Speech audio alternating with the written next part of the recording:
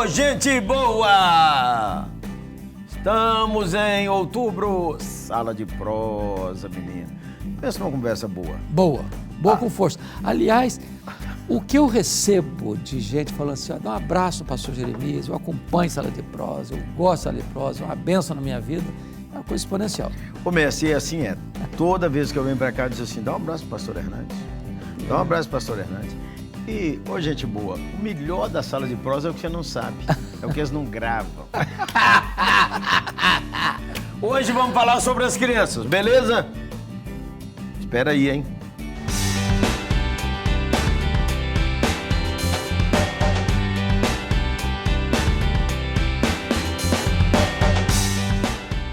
Defenda nossas crianças. Que frase, hein, mestre? É. Essa é uma frase forte. E boa. E boa e necessária. Eu lembrei, mestre, não sei qual um hino que tem que fala assim, é forte e boa. Eu lembrei agora. E necessária. E necessária. Porque as nossas crianças estão hoje ameaçadas. O mundo hoje é hostil à criança. Ao redor da família, há movimentos. E essa hostilidade, pastor, não é uma hostilidade física, de agressão física, mas de uma agressão mental. Mental. É. Ela chega a ser física também, né, mestre? Às vezes. Porque o pedófilo está aí, mamãe e papai vigia. É. Mas essa questão de, sobretudo em algumas escolas, onde se estabelece, por exemplo, a ideologia de gênero, ou às vezes não está oficialmente estabelecido, mas está implicitamente, porque o professor ou a professora acredita nisso e vai passando sutilmente essas ideias, é trágico. É trágico. Papai e mamãe, vou lembrar para você, papai e mamãe. Salmo 78 diz assim, o que ouvimos e aprendemos. O que nos contaram nossos pais. Então, uma pausa. Seu pai não pode ter te contado, mas seu pai, dono da palavra, está te ensinando. Não encubra seus filhos. Eu gosto dessa frase aqui, ó. Mais, né? Pausa, né, Messi? Ninguém tem autoridade para dizer que esse versículo é melhor do que o outro. Que é a palavra de Deus, é a palavra de Deus. Pronto. Não encobriremos a seus filhos. Contaremos à vindoura geração os louvores do Senhor e o seu poder e as maravilhas que fez. Então vamos começar aqui, mestre. Há pais que precisam acordar para essa realidade. Pais que congregam em igrejas, pais que se dizem cristãos, precisam acordar. Uma martelada sobre isso. Eu acho que os pais precisam passar para os filhos não apenas o ensinamento de um texto que é preciso memorizar, entender, guardar, mas precisam também contar para os filhos que este Deus é real, e é real na sua vida, na sua história, contar o que Deus fez, porque não basta para nós como pais vivermos da experiência dos outros. Claro. Nós temos que ter as nossas experiências da providência de Deus, de resposta de oração, de milagres de cura, ou de um problema familiar parecia insanável, insolúvel, e de repente a providência de Deus chegou e abriu uma porta, abriu um caminho. Os filhos precisam saber isso, que esta fé não é a fé de segunda mão, mas de uma experiência verdadeira, pessoal, com o Deus Todo-Poderoso. Então, papai e mamãe, viva com seus filhos e vivemos dentro do seu lar como aquela pessoa temente a Deus, que quando seus filhos falarem assim, eu vou pedir alguém para orar por mim, ele lembra de você. Meu pai vai orar, minha mãe vai orar. Pastor Jeremias, nós demos o título Defenda as crianças, as nossas crianças. Quais são os riscos, na sua visão, que as nossas crianças estão sofrendo hoje? Hoje. O primeiro delas é que precisa falar com uma criança que ela precisa nascer de novo.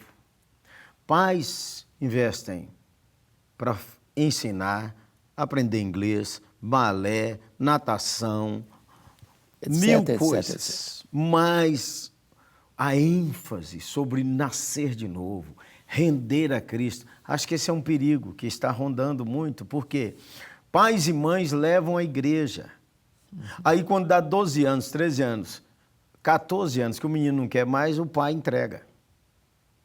Então, o primeiro perigo é você não pregar para seu filho. Outras pessoas estão pregando outras coisas. Eles estão pregando o ateísmo, pregando que a Bíblia é mentira, de diferentes maneiras, estão pregando ludicamente. Então, pai e mãe, esse é um perigo, que a fé não caia no coração de seus filhos por você mesmo, não investir sobre isso. A outra coisa, mestre, é que em muitas igrejas, a escola bíblica de crianças virou a hora da diversão. Entretenimento. Da salinha. Do filminho. E não do estudo da palavra, da brincadeira, e não estudo da palavra. E esses dias, menino, quase que eu tive assim um ciricutico, sabe? Porque eu estava dando oportunidade de testemunho lá na oitava e um menino falou comigo. Eu perguntei, por que você está na oitava? Por que você está na oitava? Por que você não está na oitava? Aí o menino falou, eu quero falar. O menino de 8 anos. Falei, vem cá. Ele falou, porque o suco daqui é bom.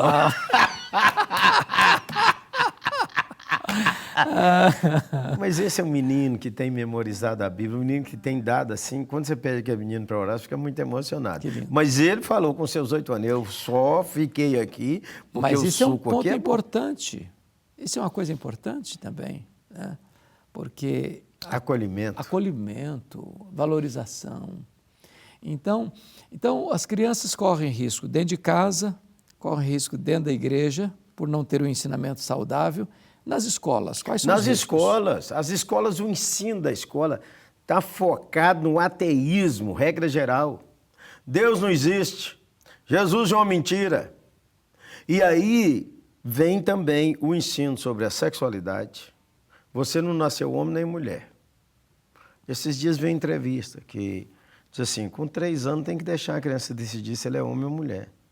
Aí o cara perguntou assim, no pulo do gato. Então, por exemplo, se um menino de 8 anos, ele pegar uma arma e matar uma pessoa, ele tem que ser preso e condenado. Não, ele não tem capacidade de escolha. Aquilo foi um momento. Aí ele disse, então, com 3 anos ele tem capacidade de escolher se ele é homem ou mulher. Então, essa mensagem escancarada e subliminar para detonar a família, para detonar o caráter, para detonar valores. Bom, nós estamos no Brasil diante de um cenário preocupante, né? Globalizante, né, mestre? Globalizante. E também, vamos dizer, se tiver segundo turno, vai ter definição aí para governador, para presidente. A igreja deveria ou poderia apoiar, por exemplo, um candidato, seja ele de que natureza for, que defende essas ideias? Gente boa, é igual falar o seguinte, aqui tem veneno nessa água, dá para o seu menino tomar?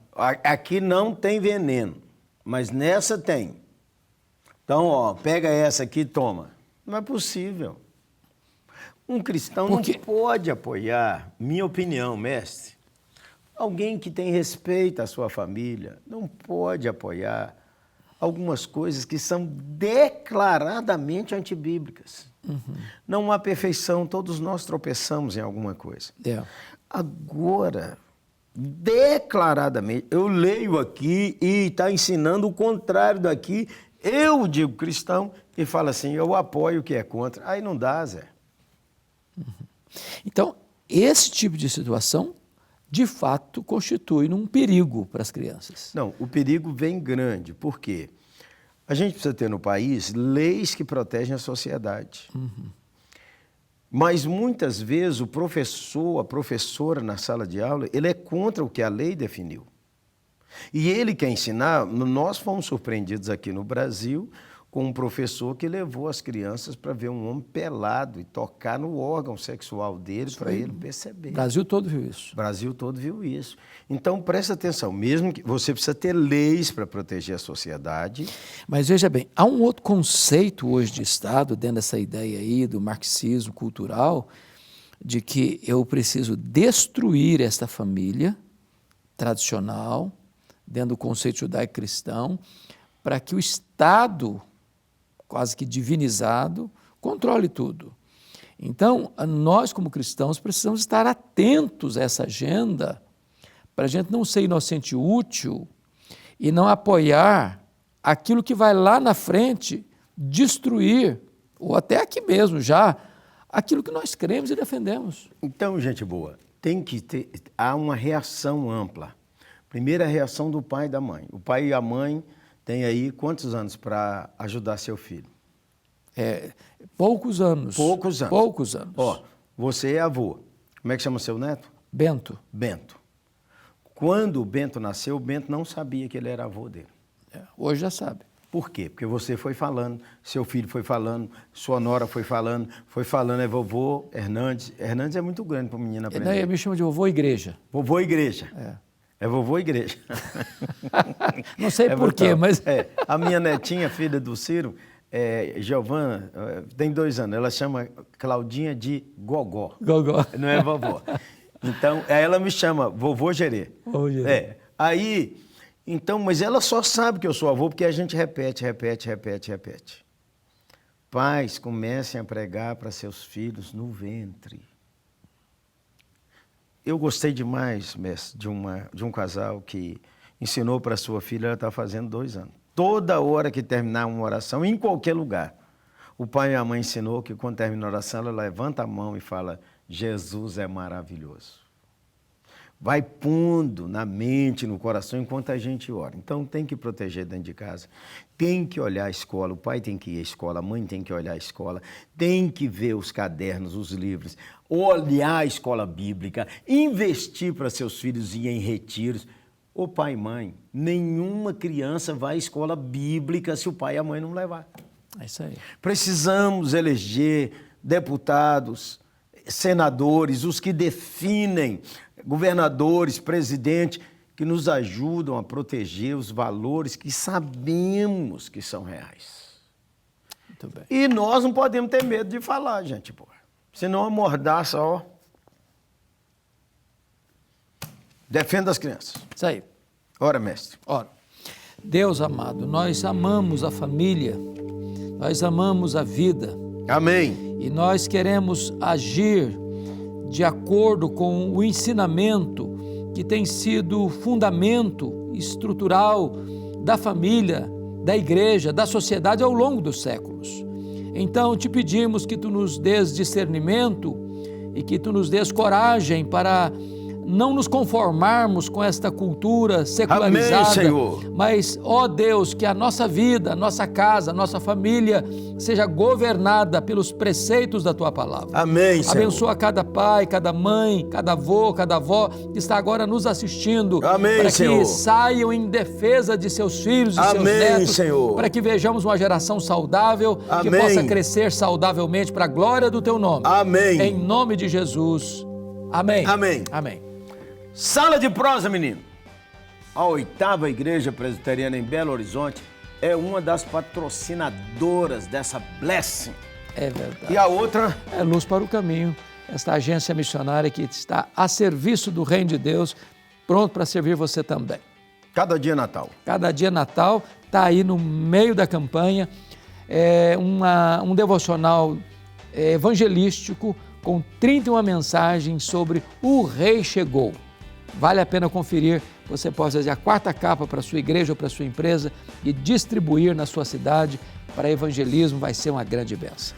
Ô, gente boa, siga lá nas redes sociais, 8ª Igreja Presbiteriana, LPC Luz para o Caminho. Siga lá o mestre Hernandes Dias Lopes. Siga lá no Instagram, PR Jeremias Pereira. Mas siga mais de perto ao Senhor Jesus. Ao Senhor. Amém? Abraço, abraço, gente boa.